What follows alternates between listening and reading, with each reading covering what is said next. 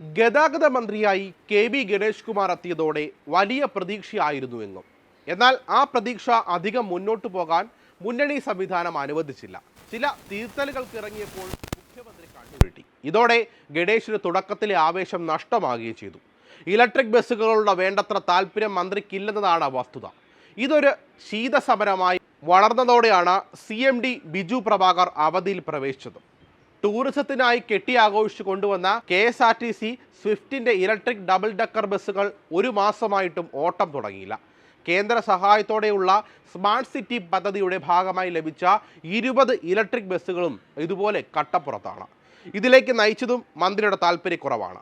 വിനോദസഞ്ചാരികൾക്ക് തിരുവനന്തപുരം നഗരം ചുറ്റി കാഴ്ചകൾ ആസ്വദിക്കാനാണ് സ്മാർട്ട് സിറ്റി പദ്ധതിയുടെ ഭാഗമായി 25 ദിവസങ്ങൾക്ക് മുൻപ് 2 ഇലക്ട്രിക് ബസ്സുകൾ കൊണ്ടുവന്നത്.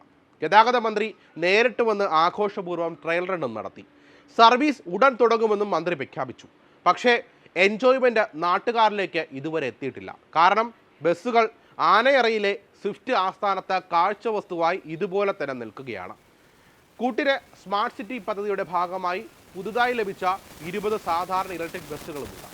ഇലക്ട്രിക് ബസ്സുകൾ നഷ്ടത്തിലാണെന്ന മന്ത്രിയുടെ പ്രഖ്യാപനം CMD നയിക്കുന്ന KSRTC മാനേജ്മെന്റിന് രസിച്ചിട്ടില്ല.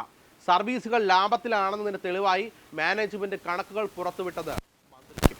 ഇതെല്ലാം സൃഷ്ടിച്ച അസ്വാരസ്യം ഡബിൾ ഡെക്കർ ബസ്സുകൾക്കും പുതിയ ഇലക്ട്രിക് ബസ്സുകൾക്കും സ്റ്റാർട്ടിംഗ് ട്രബിളായെന്നാണ് വിവരം. പക്ഷേ തർക്കങ്ങളൊന്നുമില്ല എന്നും മുഖ്യമന്ത്രിയുടെ സമയം കിട്ടിയാലുടൻ ഡബിൾ ഡെക്കർ ബസ്സുകൾ ഉദ്ഘാടനം ഉണ്ടാകുമെന്നാണ് KSRTC മാനേജ്മെന്റിന്റെ ഔദ്യോഗിക വിശദീകരണം. ഗതാഗത മന്ത്രി ഗണേഷ് കുമാറുമായുള്ള അഭിപ്രായ ഭിന്നതയെ തുടർന്നാണ് ബിജു പ്രഭാകർ സ്ഥാനമൊഴിയാൻ സർക്കാരിൽ സന്നദ്ധത അറിയിച്ചത്.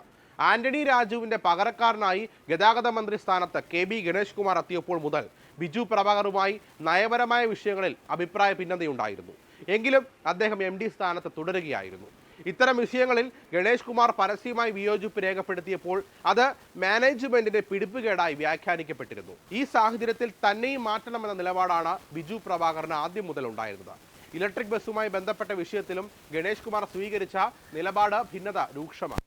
വിദേശ സന്ദർശനത്തിലായിരുന്ന ബിജു പ്രഭാകർ മടങ്ങിയെത്തിയതിന് പിന്നാലെയാണ് MD സ്ഥാനത്ത് നിന്നും നീക്കണമെന്നാവശ്യപ്പെട്ട് ചീഫ് സെക്രട്ടറിക്ക് കത്ത് നൽകിയത്.